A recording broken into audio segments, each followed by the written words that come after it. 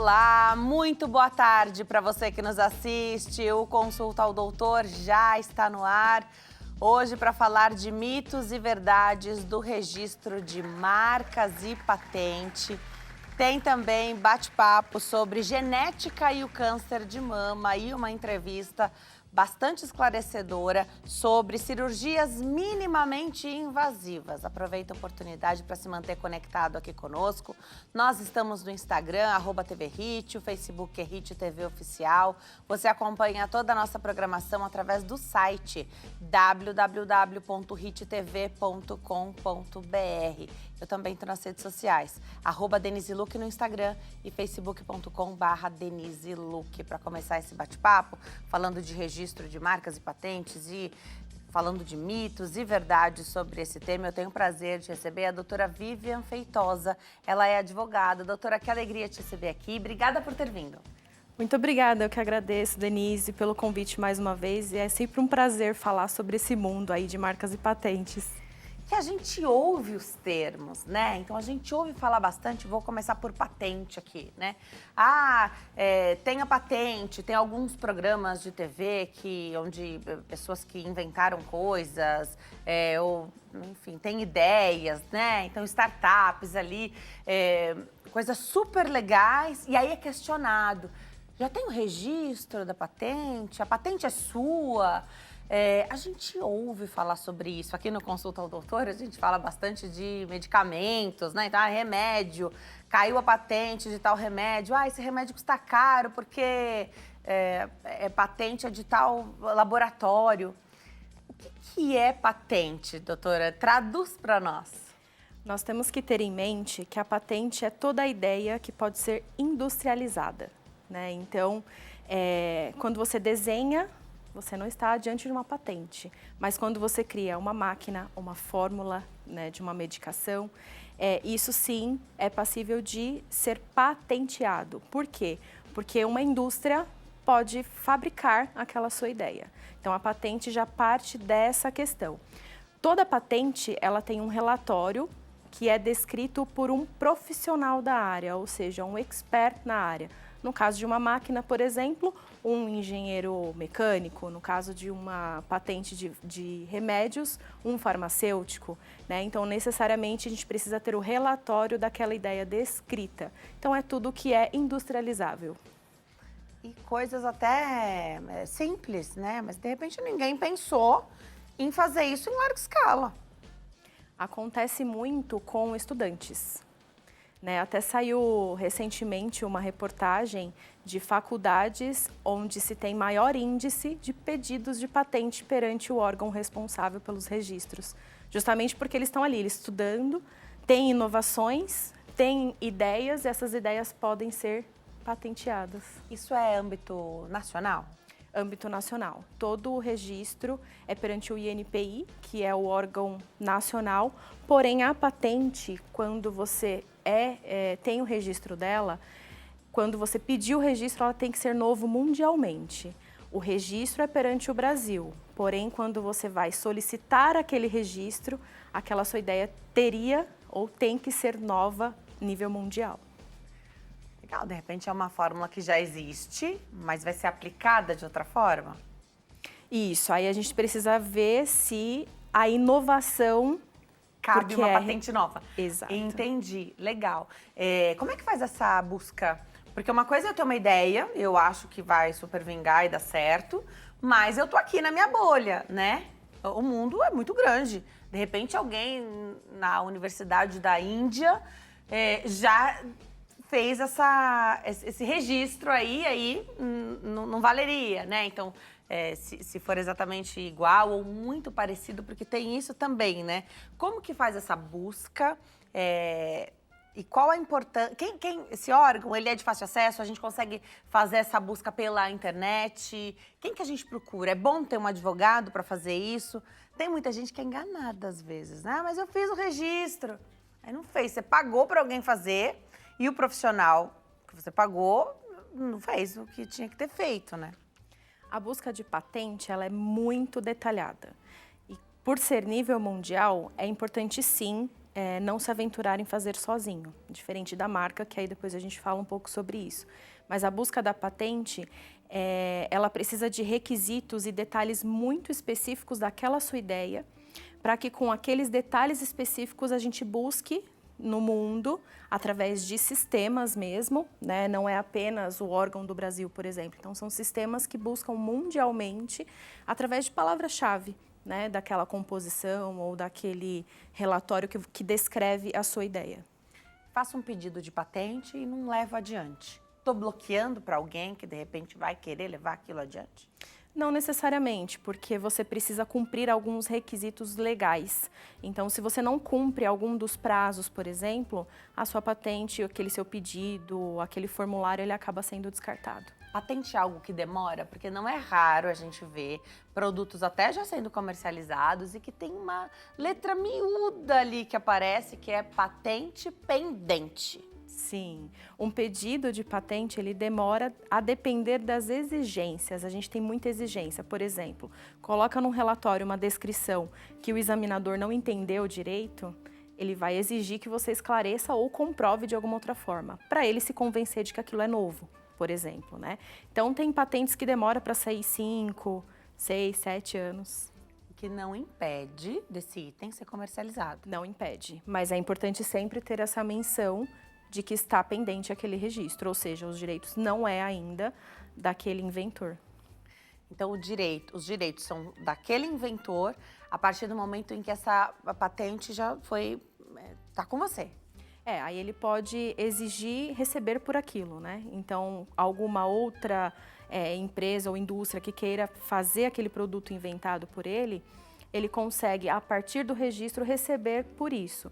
Enquanto está ali naquele período de processo, ele já tem os direitos pré-garantidos, né? Parte do princípio que ele tem os direitos pré-garantidos. Mas, a partir da concessão é que a gente entende que aquela ideia foi patenteada. Outra empresa pode até fazer bem semelhante, copiar aquilo, mas teria que pagar para esse inventor, é isso? Exatamente. Não é que eu criei, mas a ideia é minha. Se vai dar mais ou menos resultado, isso aí é outra questão. E aí quem tem o dono da patente receberia esse valor. Isso mesmo. Tá, legal. Por isso que é importante ter tudo isso registrado, né? Mas é possível fazer. Agora, com remédio, a gente hoje fala muito dos genéricos, né? Que são uma opção aí que tem a comprovação da eficácia, mas eles custam muito mais barato do que os de referência, os de marca. Tem patente também para medicamento? Se a fórmula farmacêutica foi inovadora, sim. Mesmo ele sendo genérico. E aí, nesse período, você pode mandar manipular algo, mas não pode ser exatamente naquela composição, é isso? Isso, exatamente. Por exemplo, as vacinas, né? Existem vacinas, vamos dar o exemplo da Covid. Tinham vários tipos de vacinas. Cada uma tinha a mesma finalidade, porém a composição delas eram diferentes. Cada uma tem a sua patente. Isso, exatamente. Tá, legal. E só depois de um período X, varia de ramo para ramo? 10 anos fica o medicamento, ou 5 anos, não sei, porque hoje essa relação de tempo também tá tão diferente, né? Eu não sei como é isso, mas espera-se sempre que essa patente caia para que possa haver, por exemplo, a fabricação de genéricos? 20 anos. 20 anos é a duração de uma patente. E após os 20 anos cai para domínio público. E aí essa pessoa, o inventor não recebe mais nada. Não. Durante esse período ele pode receber. Alguém pode se interessar, algo muito vantajoso, que, né, geralmente esses remédios, essas fórmulas vão custar mais caro. Não, eu vou fazer, eu vou te pagar e tá tudo certo. Isso. Ou até mesmo o inventor, ele cede. Existe um trâmite que a gente pode ceder o uso para outra empresa, por exemplo, ou outra pessoa produzir. Então, em vez de todas as vezes ele ter uma relação de pagamento, ele já tem um contrato fechado com aquela pessoa que vai fabricar para ele. Tá. Isso deve acontecer bastante quando a própria empresa não consegue suprir Isso. a demanda, né? Então, você não pode ter um remédio que ele vive faltando na farmácia e a patente ali daquela indústria, aí não vai adiantar, porque os médicos vão parar de prescrever aquilo, eles vão buscar alternativas, aí não vai ser vantajoso. É possível ceder, legal. É legal saber disso. Agora, fazer essa busca, você falou que é muito importante. E essas empresas que vêm, inovam, inventam as coisas. Então, na verdade, às vezes é um revés. Você começou a fazer, não foi atrás de patente, não achou que isso era necessário. Às vezes, um investidor, alguém que vai ali, né, colocar dinheiro para a coisa funcionar em maior escala, vai te perguntar, porque eles não querem perder dinheiro, né? Exatamente, exatamente. Vai perguntar, possui registro? Né? E aí a pessoa que a partir daí vai buscar o registro. É importante mencionar que um dos requisitos também de patente é que ele não pode ter sido divulgado. Ele não pode ter sido divulgado, então tem que ser inédito. Então, se já está vendendo e não possui registro. Não possui o registro, então... A depender do tempo, a lei traz algumas exceções, mas a depender do tempo, você não pode fazer o pedido de registro daquela patente, porque você já divulgou, não é mais novo, não é algo que está inovando o mercado, já está publicado. Existe essa, às vezes, a confusão de, tô com o meu pedido de patente pendente. Eu pedi e ela está pendente, a patente. E aí alguém de um ramo bem parecido seu, consegue muito mais rápido, às vezes é um potencial concorrente até.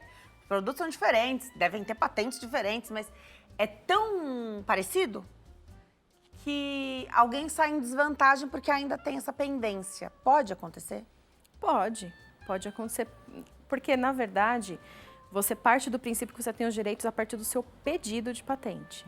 Então, por mais que esteja ainda pendente, os outros estão se aproveitando, mas acontece também dessa confusão aí, quem foi que veio primeiro, por exemplo, né? Essa demora para liberar tem motivo? Tem muita gente protocolando ali os pedidos de patente? Tem um porquê dessa demora toda? São requisitos da lei mesmo. Então, ele precisa passar por várias etapas. O próprio órgão faz algumas exigências que são obrigatórias. Um determinado tempo, ele vai pagar uma taxa, aguardar mais um período. Então, é normal que esse pedido seja longo mesmo. Não liberou? E aí... Recebe o dinheiro de volta? Não. Por isso é importante a busca, né? Para ver se realmente aquilo é plausível e passível de registro. Normalmente esse produto já tem um nome? Porque quando ele vai para pedido da patente, ele já está pronto, ele tem que ter um nome, ele tem que ir com um nome para esse pedido da patente? Não necessariamente. O que precisa é uma descrição de titulação, de título daquela invenção. Então, máquina que transforma produto em... Ele descreve um pouquinho do que é aquela invenção, mas não um nome necessariamente. Porque quando você dá nome, geralmente ela se transforma em marca. Tá. E aí é um outro registro. Totalmente diferente. Então tem que pensar num nome e tem que registrar esse nome. Antes disso, buscar se esse nome já não está sendo usado. Eu acho isso tão complicado, porque é muita gente criando, vendendo, abrindo empresa. A gente já teve a oportunidade de falar até marca, nome de empresa, e pode se confundir, né? Então, a chance de você ter um produto ali, uma loja que vende produtos para os animaizinhos de estimação, qualquer coisa pet. É muito grande a chance de você ter ali um nome muito parecido, um nome que confunda, um nome onde a logo ficou um pouco parecida com outra que é bem famosa. As grandes, claro, acabam tendo vantagem nessas questões e também porque tem jurídico muito forte, né? Sim. Queria que você falasse um pouquinho sobre como é que é o registro de marca, quais são os passos para isso. O mais importante de tudo é você determinar o ramo de atividade que você vai atuar. Então, estou dando aquele nome daquela marca para quê? Para um comércio?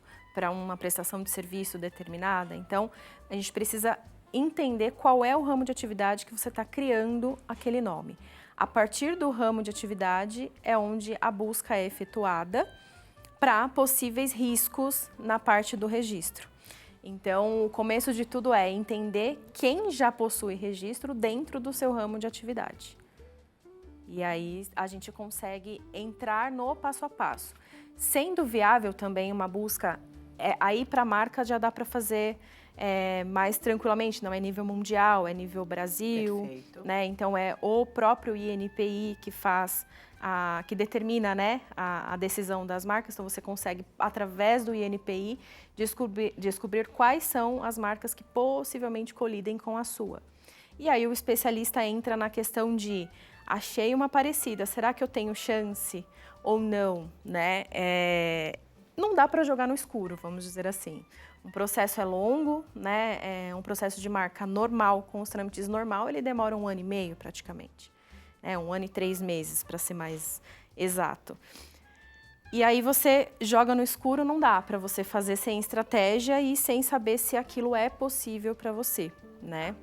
Hoje a gente tem uma maneira de se guiar aí, porque todo mundo tem rede social. Você tá com uma ideia, achou um nome bacana, joga no Instagram.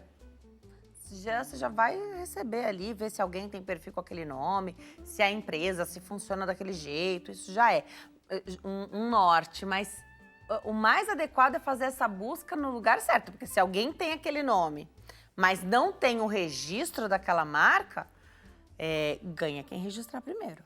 Isso, a regra é quem registra primeiro. É claro que é importante mencionar que existem várias exceções, vários argumentos de se perder uma marca mesmo após registrado. Uma delas é o direito de precedência, por exemplo. Eu vi que um outro registrou a marca primeiro que eu, só que eu utilizo aquela marca antes dele e consigo comprovar que eu utilizo aquela marca antes dele. Então, tem alguns momentos específicos que eu consigo atacar aquela marca já registrada ou impedido, e aí eu passo a ter o direito anterior ao dele. Se você puder falar, porque eu acho que muita gente busca até para fazer consulta, consultoria mesmo aí de empresas, né? Aí tem uma ideia, vamos aqui dar um norte. Eu acho que começar já assim mais bem guiado é muito melhor, né? Se você pudesse elencar alguns mitos e verdades aí que o pessoal sempre cai, pergunta sobre marcas e patentes, o que você diria para nós? O primeiro e campeão é o: já tenho o meu CNPJ aberto, já tenho o registro da minha empresa, não preciso registrar a minha marca. Esse é o campeão. Uma coisa é você fazer a abertura do seu CNPJ e outra é você fazer o registro da sua marca. Quando você abre o seu CNPJ, você protege e registra o nome empresarial, a denominação da sua empresa, mas não necessariamente aquela denominação é marca, né? Existem várias empresas que a denominação social, no caso, é uma só, o nome da empresa é um só que eles possuem várias marcas como titularidade. Debaixo do guarda-chuva ali. Isso. Então, Legal. esse é o principal mito. Uma outra questão que é totalmente mito: já tenho o site, fiz o registro lá do .com.br ou .com. Domínio é um registro totalmente diferente da marca. É claro que em determinados momentos eles se conversam, mas não necessariamente. Quando você tem um site, você possui o registro e a proteção da sua marca, que é aquela identidade visual do seu produto ou do seu serviço. Eu imagino que ninguém vai fazer isso propositalmente, mas imagino que isso possa acontecer. Alguém compra o domínio de alguém bem famoso. Essa pessoa não usa site, mas uma hora ela vai querer.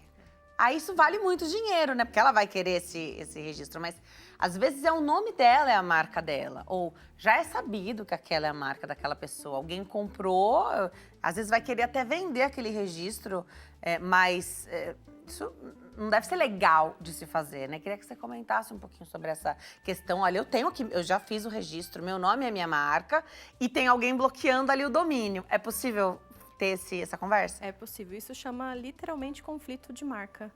A gente consegue lá dentro da plataforma do registro BR, se foi lá o registro do domínio, mencionar um conflito entre domínio e marca. Então, ali existe uma arbitragem onde vai se analisar possível má-fé de quem fez aquele registro e está segura o registro do domínio e está segurando o nome para vender depois por valor absurdo. Se realmente os direitos do outro, enquanto marca, está devidamente registrado para aquela atividade, se aquela pessoa usa, né? Então, dá sim para a gente fazer uma interligação entre conflitos de domínio e marca. Eu adorei te receber aqui, aprender mais sobre marcas e patentes, é sensacional. Venha sempre, eu vou deixar os contatos. Você que está em casa, tem dúvidas? Manda lá. No Instagram, @bunker.adv, bunker.adv. O WhatsApp é 11 51160307, 11 51160307 e o site é www.bunker.adv.br. Doutora Vivian, obrigada por ter vindo, volte sempre. Muito obrigada pelo convite, um prazer sempre estar aqui. Prazer é nosso. A gente vai para o intervalo. No próximo bloco, o bate-papo é sobre genética e o câncer de mama. Tô te esperando, até já.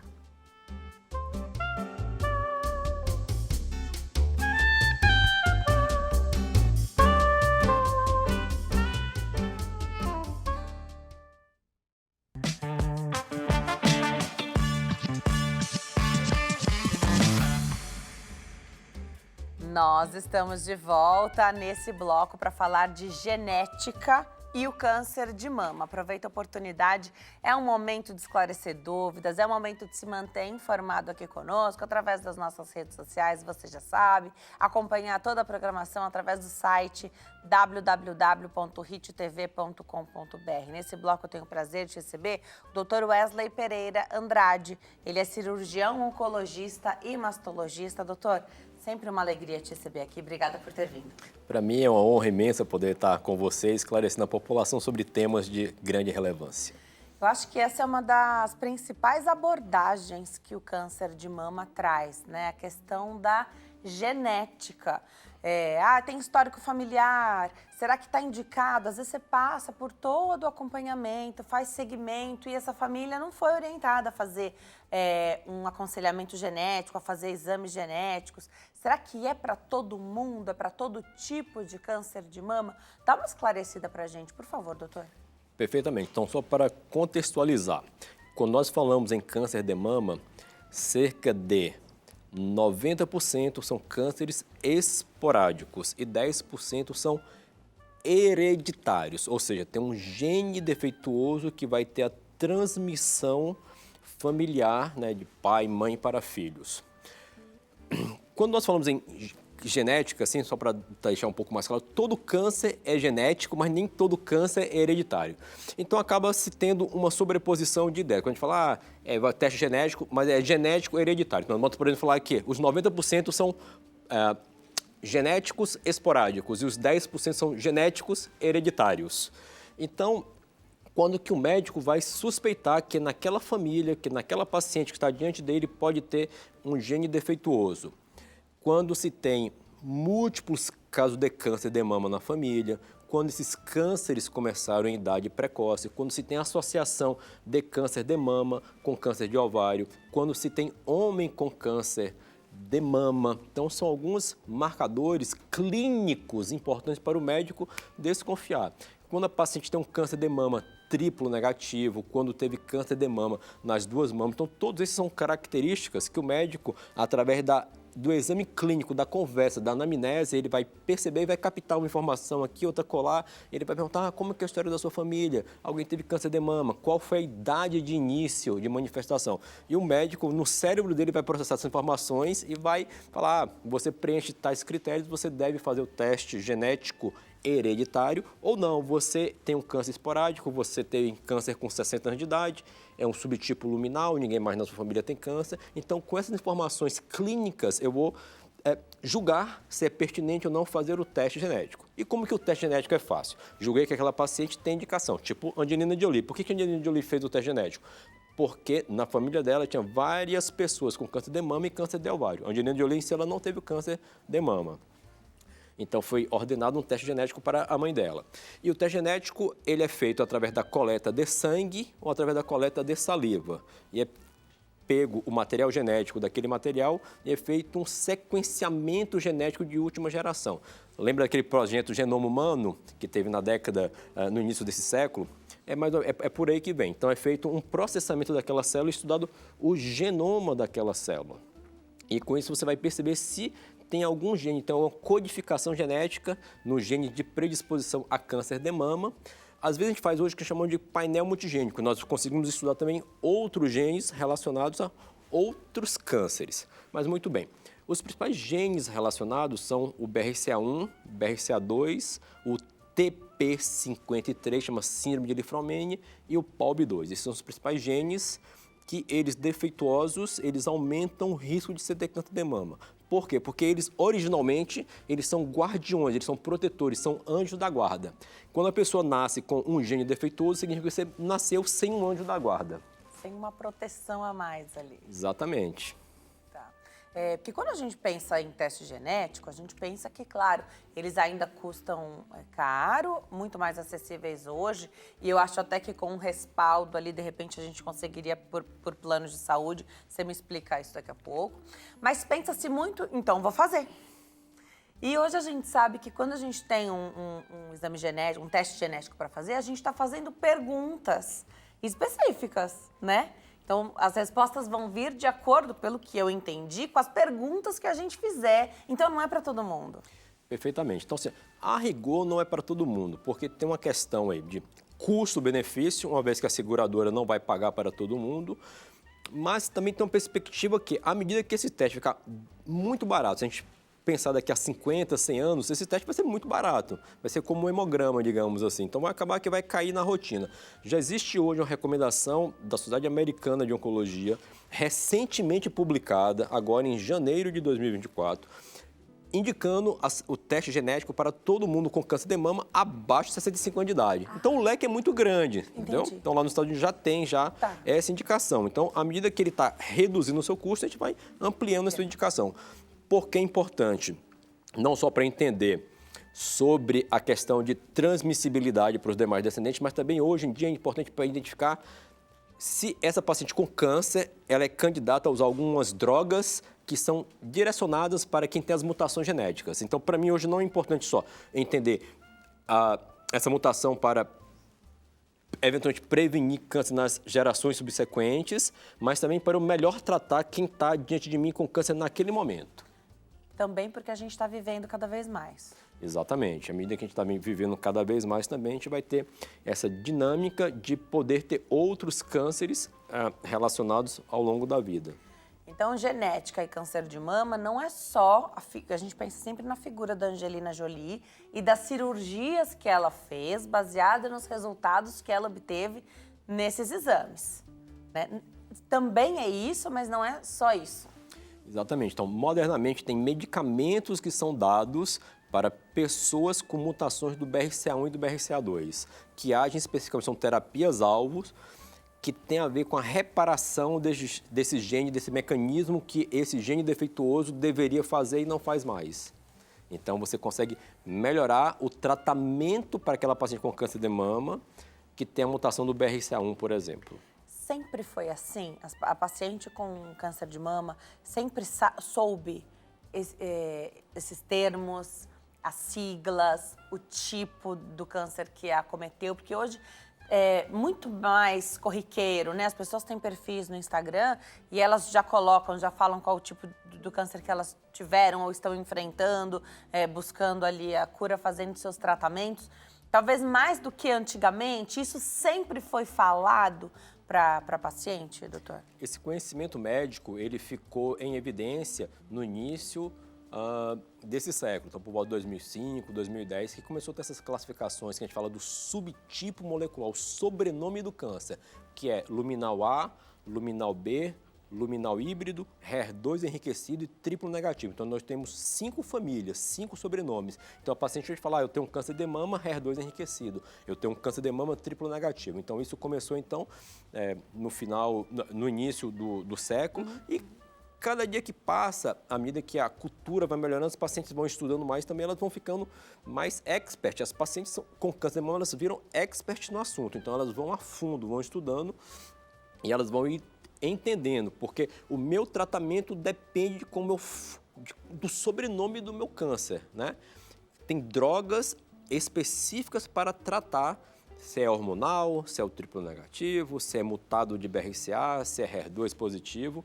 Então, à medida que nós vamos tendo arsenal terapêutico mais direcionados para esses sobrenomes, eu preciso, enquanto médico, entender para qual o melhor míssil para matar aquele grupo de bandidos, né, de uma forma mais assertiva, e o paciente se envolve com isso também e ela quer saber, então ela adquire esse conhecimento. Mas, como regra geral, vamos botar de 2010 para cá, as pacientes vêm tendo esse melhor entendimento da subclassificação molecular do câncer de mama. E dessa forma, pelo menos é assim que de fora eu enxergo as pessoas que lutam contra o câncer. Elas se tornam muito ativas nesse processo. Elas não estão só esperando terminar os ciclos da quimioterapia, não.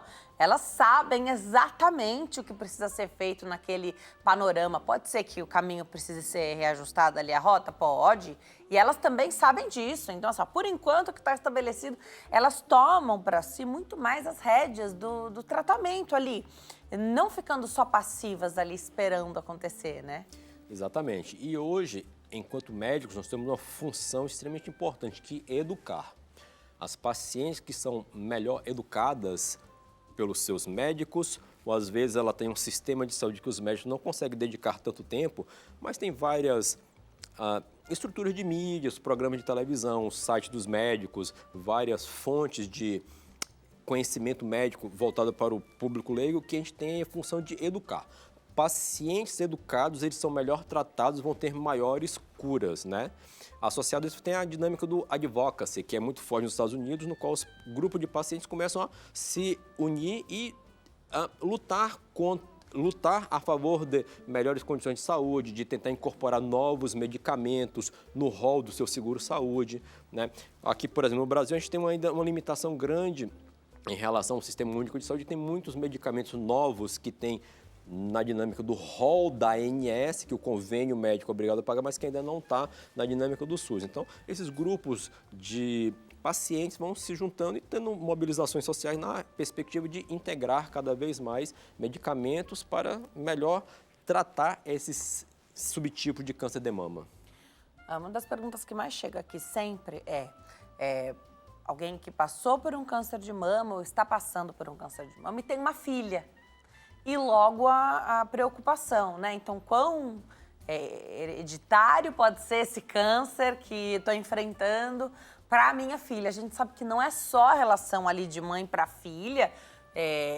Existem outros tipos de câncer, inclusive mais comuns em homens, que poderiam ter uma relação. O doutor já explicou isso aqui algumas vezes, vou passar a palavra para ele. Mas sempre uma mãe, uma mulher que tem uma filha menina, há essa preocupação. Será que eu posso ajudá-la? Será que a gente começa essa rotina mais cedo de exames? Ótima pergunta. Então, a rigor, nós vamos começar o rastreamento mamográfico 10 anos antes do caso mais jovem. Então, suponhamos que a mãe teve com 45 anos de idade. Eu vou começar para essa filha dela em torno dos 35 anos de idade, enquanto a recomendação clássica seria começar com 40 anos de idade. Mas se eu estou usando a regra familiar, eu estou começando a personalizar para aquela paciente na minha frente. Então, 10 anos antes de 35 anos de idade.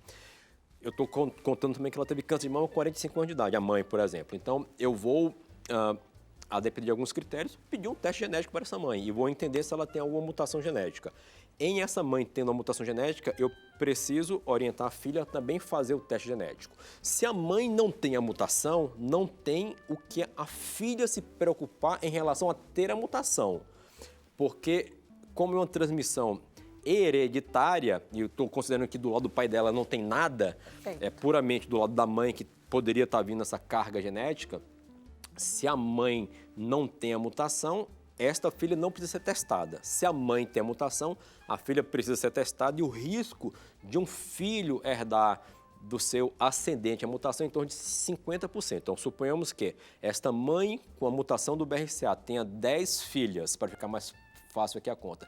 5 filhas, em tese, irão herdar a mutação e as outras 5 filhas não irão herdar a mutação. É assim que a nossa genética, a composição do material genético do homem e da mulher, quando vai gerar o ser humano, ela acaba se dividindo e tem esse risco de transmissão de 50% para esses principais genes. E quais seriam os casos onde se levaria em consideração fazer aquelas cirurgias que são mais agressivas, mas que, como a Angelina Jolie fez, mas que reduzem o risco ali de ter um problema no futuro? Excelente pergunta. Então, nós vamos considerar fazer essa cirurgia redutora de risco para as pacientes que têm a mutação do gene BRCA1, BRCA2, TP53, T de tatu, P de pato, número 53, chama síndrome de Li-Fraumeni, e o gene PALB2. Porque esses genes, eles levam mais ou menos ao longo da vida da mulher o risco de ter câncer de mama ao redor de 70%. O risco basal de uma mulher ter câncer de mama é de 10%, ou cerca de 1 a cada 10 mulheres na população em geral irá ter câncer de mama ao longo da vida. É comum. Quem tem a mutação genética aumenta esse risco para 70%. Então, nós vamos ter a cada 10, vamos ter 7 pacientes com câncer de mama. Então, é discutido com essas pacientes de altíssimo risco de se fazer ou rastreamento de alto risco, que é fazer ressonância e mamografia a cada 6 meses intercalados, ou, eventualmente, fazer uma cirurgia redutora de risco.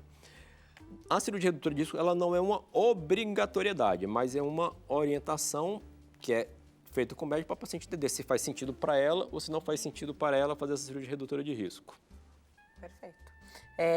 E se fizer sentido, isso é uma coisa conversada. E em que momento? Então, é possível programar isso? Então, olha, tá indicado fazer essa cirurgia, mas eu ainda não realizei sonhos de ter filho, amamentar, enfim. Pode ser que dê e faça parte do jogo, entre aspas, também escolher esse melhor momento? Sim, então é uma cirurgia bem programada que nós vamos considerar para tomar a decisão qual foi a idade que a pessoa mais jovem com a mutação da família teve câncer de mama, porque isso influencia também. A grosso modo, nós vamos orientar a fazer essa cirurgia redutora de risco em torno dos 40 anos de idade, para a mama e para o ovário para quem tem a mutação de gene BRCA. Tá. Né? Para o TP53 e o PALB2 não precisaria retirar as trompas dos ovários preventivamente. Mas, como eu falei, assim, influencia a idade que a mãe, a irmã, a prima, eventualmente alguém da família teve câncer de mama em idade mais precoce. Se ela teve com 35 com a mutação, às vezes eu preciso orientar essa paciente a fazer um pouco mais precoce do caso mais jovem da família. Né? Então, isso é importante. E outro detalhe importante, é uma cirurgia redutora de risco. Na mama nós temos bilhões de células. Nós não vamos tirar todas as células da mama. Perfeito. A célula da mama está intimamente ligada à pele e ao bico. O bico é mama. Então, estima-se que nós consigamos tirar em torno de 90% a 95% de massa mamária. Então, nós retiramos daquele risco de 70%, como exemplo, eu vou tirar 90% do risco de 70%. Então, ela vai ter um risco residual de 7%. Então, eu reduzo muito o risco dela se ter câncer de mama, mas ela precisa continuar acompanhando de perto com o médico, porque não zerou o risco, reduziu em muito risco. E aí faz a substituição por prótese de silicone. Existem N maneiras de manter ali a estética, mesmo fazendo esse tipo de redução, né? Exatamente. A forma mais comum de se fazer essa reconstrução é com prótese de silicone, mas podemos lançar mão de retalhos musculares, que é músculo da região do abdômen, músculo da região das costas, enxertos de gordura associados a esses retalhos musculares, mas, a grosso modo, a melhor alternativa é com prótese de silicone. Para a população, hoje, os cuidados, os exames, a rotina ali que vai incluir mamas com a mamografia, você falou 40 anos. Mas, tendo esses casos na família, onde você vai começar 10 anos antes, justifica esse exame sendo feito numa mulher mais jovem. Sim. Então, eu vou fazer a mamografia em idade mais precoce. Em geral, como a mama da mulher muito jovem é densa e a mamografia ela precisa de um contraste de densidade, a mama precisa perder massa mamária e virar gordura para ficar mais fácil de ser vista, É difícil a gente fazer uma mamografia abaixo de 30 anos, né? Então, a rigor, eu começaria acima de 30 anos com a mamografia. Mas o exame de eleição para quem tem a mutação genética desses genes que eu falei é a ressonância magnética. A ressonância magnética posso começar a fazer mais precoce. Por exemplo, para quem tem a mutação do TP53, a gente começa em torno de 20 anos de idade. Para quem tem a mutação do BRCA, em torno de 25, 30 anos de idade. Perfeito. Então, tem a questão da mama densa, que é o que toda mulher ouve, né? Então, não adiantaria muito fazer mamografia muito cedo. Mas aí você cobre, então, essa questão com a ressonância magnética. Porque ressonância magnética não é um exame que deve ser feito por qualquer mulher para ver melhor as mamas. Tem as suas indicações. E aí, você já comentou algumas delas. Exatamente, porque a ressonância ela vê muito bem, só que às vezes ela vê demais. O grande problema dos exames de imagem é porque tem um falso positivo. Então, como ela vê demais, às vezes ela vai ver algo que não é... Estou pensando num rastreamento populacional, suponhamos que a gente fosse fazer ressonância para todo mundo. Primeiro, a gente não vai ter ressonância para todo mundo. Não existe equipamento médico no país para fazer para todo mundo. E se fôssemos fazer nesse sentido, sem indicação precisa, nós iríamos achar várias bolinhas que levariam a biópsias desnecessárias, a cirurgias desnecessárias e alguns riscos inerentes a esses procedimentos sem ter uma indicação clássica. Então, a indicação de ressonância é para pacientes de alto risco ou quando algum outro exame de imagem sugere se fazer isso de acordo com uma avaliação médica pormenorizada. Muito legal. E hoje a gente precisa desse acolhimento, dessa informação, né? É tudo individualizado. Tem a informação que é para todo mundo e tem aquilo que é direcionado por seu caso do histórico familiar, para sua família, né? Então, muito legal ter esse suporte médico para discutir tudo isso de maneira individual. Vou deixar o Instagram do doutor, @dr.wesleyandrade, @dr.wesleyandrade. Te agradeço demais por ter vindo, doutor. Sempre uma alegria aprender com você. Obrigada, viu? Para mim foi um prazer imenso. Muito obrigado. Obrigada. A gente vai para o intervalo no próximo bloco. Cirurgias minimamente invasivas é o nosso tema. Eu estou te esperando. Até já.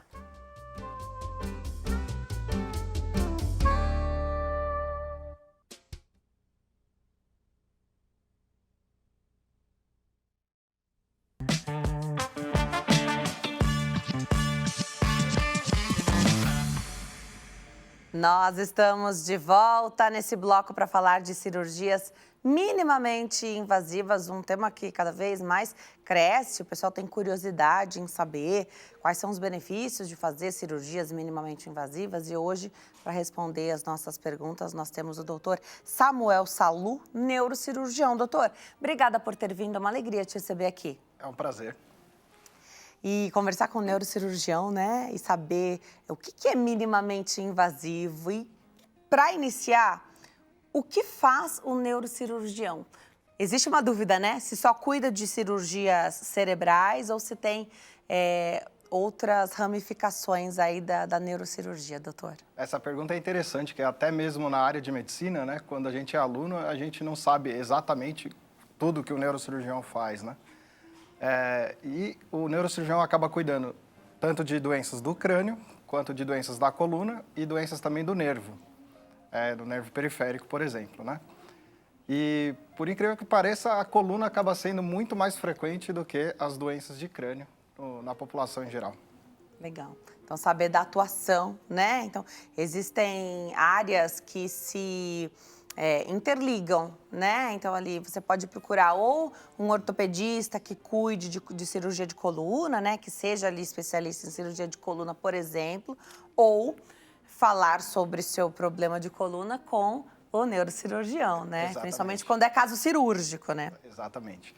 Agora, doutor, o que é minimamente invasivo hoje? Esse é um termo que se dissipa muito rápido e todo mundo quer fazer. Então, parece que as cirurgias abertas, as cirurgias maiores, é como se, de alguma forma, para a população, acabaram se tornando obsoletas. Como se a gente, se precisar fazer uma cirurgia, ninguém quer, né, fazer cirurgia, mas se precisar, então, que ela seja minimamente invasiva. Explica um pouquinho do conceito para a gente, por favor.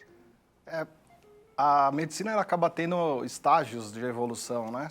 E eu acho que um primeiro estágio de garantir a segurança da cirurgia foi muito importante no passado, né? Então, com o passar do tempo, fazendo cirurgias, vendo o resultado, tudo, acabou sendo possível reduzir o tamanho da cirurgia, tornar ela mais eficaz, né? E também reduzir os danos nos tecidos que não são necessários fazer dano, né? Então, por exemplo, quer chegar até um aneurisma dentro do cérebro, então tudo que tem que abrir até lá para chegar no aneurisma, quanto menos a gente lesar, se fosse possível até não lesar nada, seria melhor. E então aí que começou a entrar também a cirurgia minimamente invasiva. Isso daí traz uma recuperação muito mais rápida, né? E complicações normalmente menores, né? A cirurgia minimamente invasiva, na verdade, é um conceito, né? Então, dá para ser aplicado em todos os ramos da medicina, né? Da parte cirúrgica. E a ideia é justamente essa, ser o mínimo de invasivo para o paciente, né? Então, ser direto ao ponto, né? Resolver o problema. É claro que o principal benefício aí é esse trato do paciente, né? Então, que ele possa se recuperar mais rápido, voltar para o mercado de trabalho, voltar a fazer suas atividades, ter menor comprometimento ocasionado por cirurgias, que esse é um tema também que acho que a gente sempre precisa falar, né? Sim. A cirurgia não é só algo que vai resolver problemas, às vezes, mesmo sendo necessário, ela causa outros problemas. Verdade. A gente pode abordar isso ainda nessa entrevista, mas também para o sistema de saúde pública, né, doutor? Quando você fala em uma cirurgia minimamente invasiva, eu estou imaginando aqui que, então, na maioria dos casos, é menor tempo de internação, você libera esse leito mais rápido. E não é assim que funciona sempre, especialmente quando a gente fala de SUS, né? Sim. Tem a forma minimamente invasiva, mas no SUS não faz. Ou porque não tem o aparelho, porque não tem... acho que hoje é muito mais questão de ferramentas e instrumentos do que o próprio médico, a equipe está preparada para fazer algo mais tecnológico. É mais de ferramenta, aparelho, material mesmo, né? É verdade. Conforme foi evoluindo a medicina, os equipamentos também foram evoluindo, né? E para fazer essas cirurgias menores, a gente começou a depender mais de determinados equipamentos. E os equipamentos na saúde, eles são caros, né?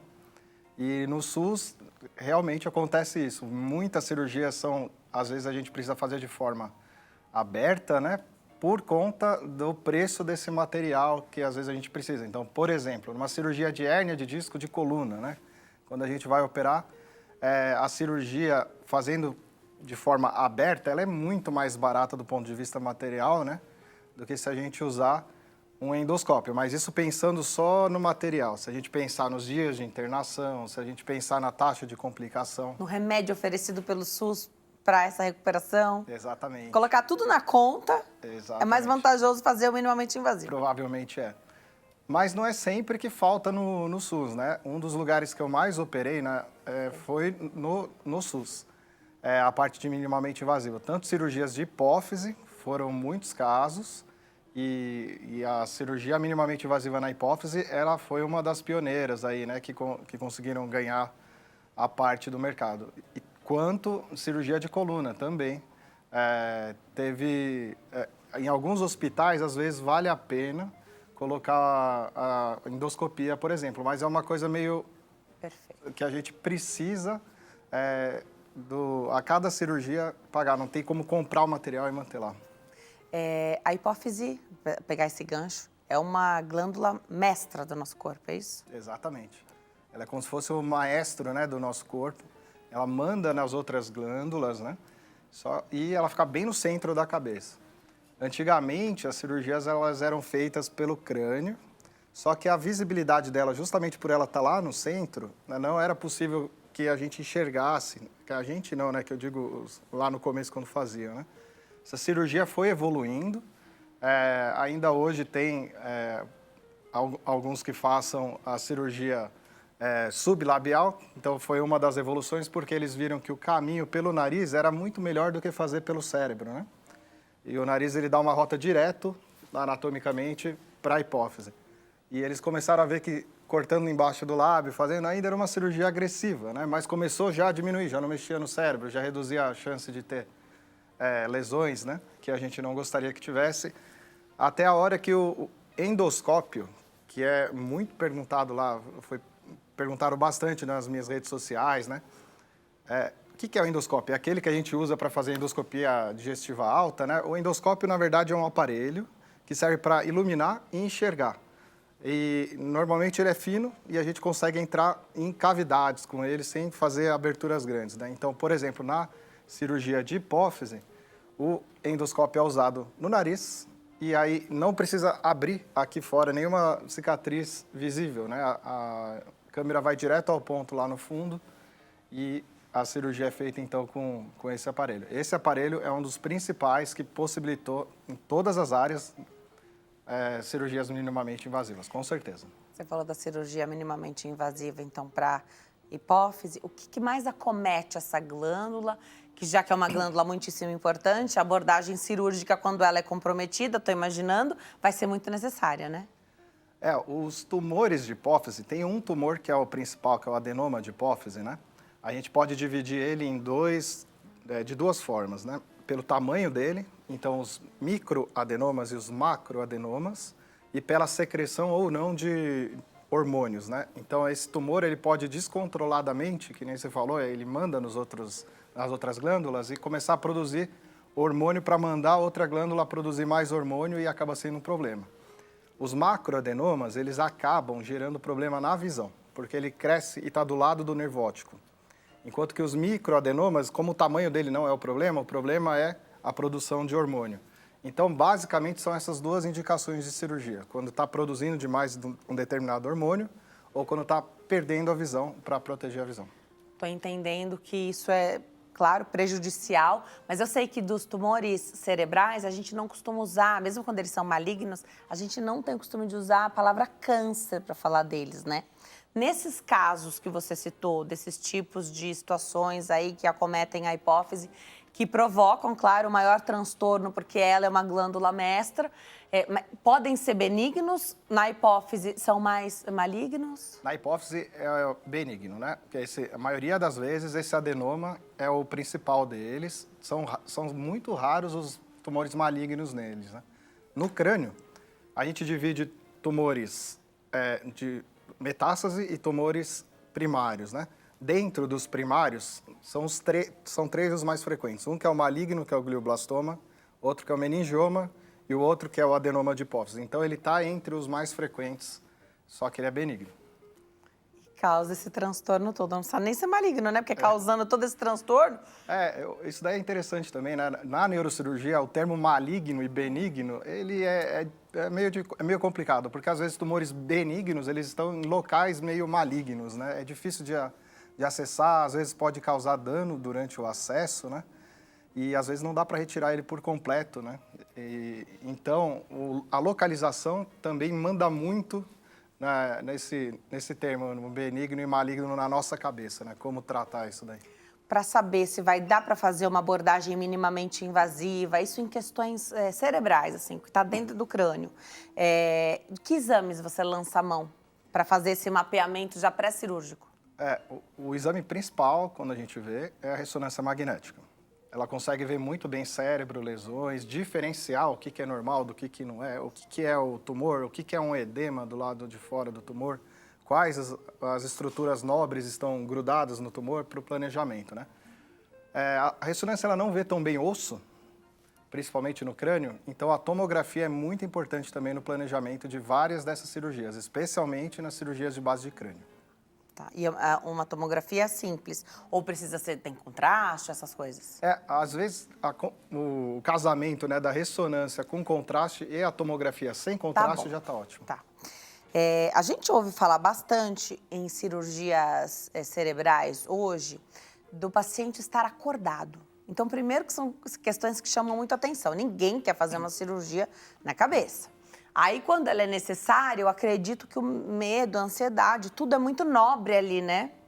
Então, a gente quer que tudo fique preservado. E aí, a gente vê vídeos, enfim, imagens de pessoas sendo operadas ali, acordadas, sendo questionadas. Um professor de matemática, por exemplo, vai fazer as contas ali, alguém que toque um instrumento, se for possível. Tem um violão, que é fácil, né? Bem portátil. Tocar o violão durante a cirurgia, doutor. Como isso é possível?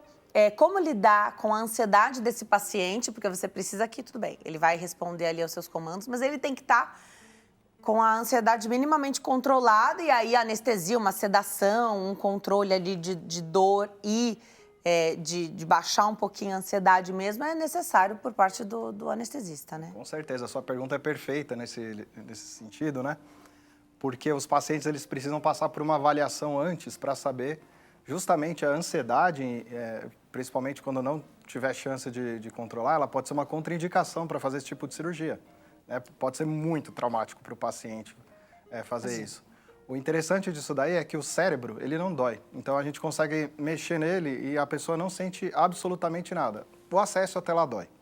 Então, normalmente, essas cirurgias, elas são feitas com anestesia geral.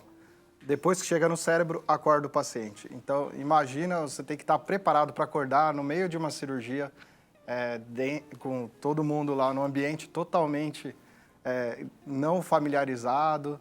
Então, tem que ter uma preparação muito grande e uma indicação também boa para fazer isso, né?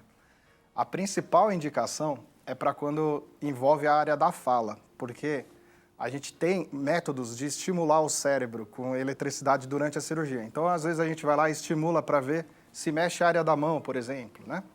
E aí, conforme vai mexendo no tumor, aí vê que essa área da mão começa a responder, da gente, opa, aqui eu não posso mexer. Mas na área da fala a gente não consegue estimular para o paciente falar. Então, nenhum marcador ali, uma máquina, uma coisa você não consegue medir se está preservado ou não quando é a fala, exatamente. a questão. Aí o paciente precisa estar falando com a gente para a gente ver, né? Legal. Aí tem também outras funções, que nem você citou, funções mais nobres. Então, uma pessoa, imagina que tem o ganha-pão dela que seja tocar o violão, né? Então, daria para testar, talvez, alguma coisa jogando xadrez, eu não sei. Mas aí já são casos um pouco mais raros, né? Mas que ficam famosos quando aparecem. Né? Mas é legal saber que, se esse for o seu caso, você pode ser essa pessoa que vai lá ter essa parte checada na hora da cirurgia para saber se houve uma lesão ou não. Porque ali é o momento, né? Você está ainda com o paciente aberto. Exatamente. Né? Antes disso daí, a gente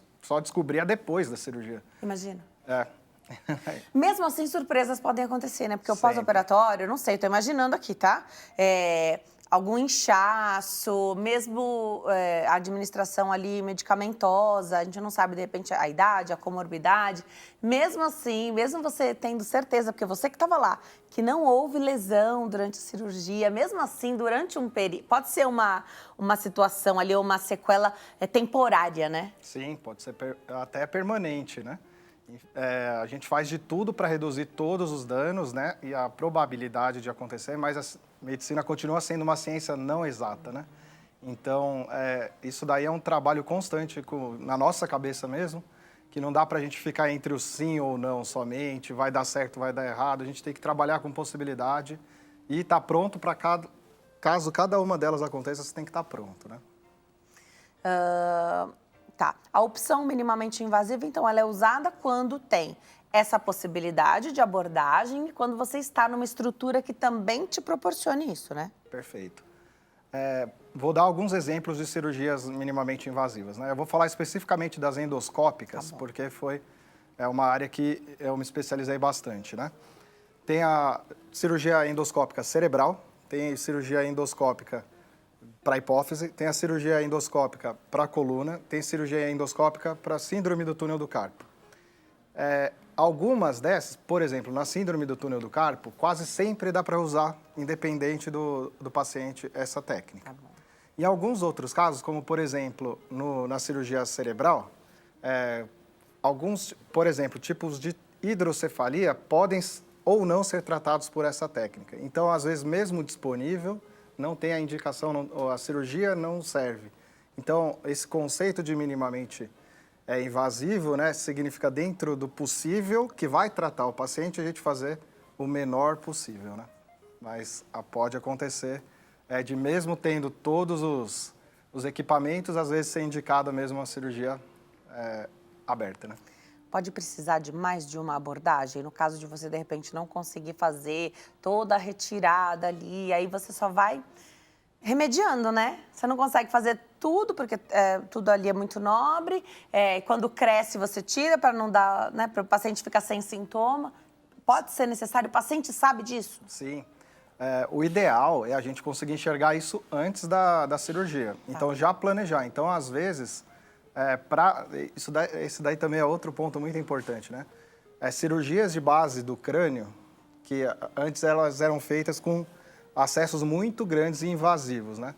Uma das modalidades que foi desenvolvida foi fazer cirurgias em estágios diferentes, abordando primeiro uma parte, por exemplo, da frente, aqui pela frente, por um acesso menor, depois um acesso lateral menor, depois um acesso posterior.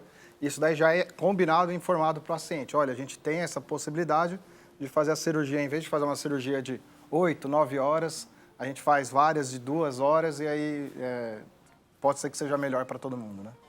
Muito legal. Eu vou deixar os seus contatos. É sempre bom ter essa informação, né? Mas seguir também os perfis dos profissionais ajudam muito. É muito legal a presença de vocês, médicos, nas redes sociais, tirando dúvidas, falando sobre o trabalho. Isso é muito legal. @Dr. Samuel Salu, @Dr. Samuel Salu, do jeitinho que tá na sua tela. Tem também o telefone e o WhatsApp, que é 11 997 29 7707. 11 997 29 7707 e no YouTube, Dr. Samuel Salu. Dr. Samuel Salu. Doutor, obrigada por ter vindo. Adorei aprender mais com você. Venha sempre, viu? Muito obrigado. Muito obrigada. À disposição. Obrigada. A gente fica por aqui. Muito obrigada pela companhia, pela audiência, por aprender todo esse conteúdo aqui junto conosco. Fique com Deus e a gente se vê. Tchau.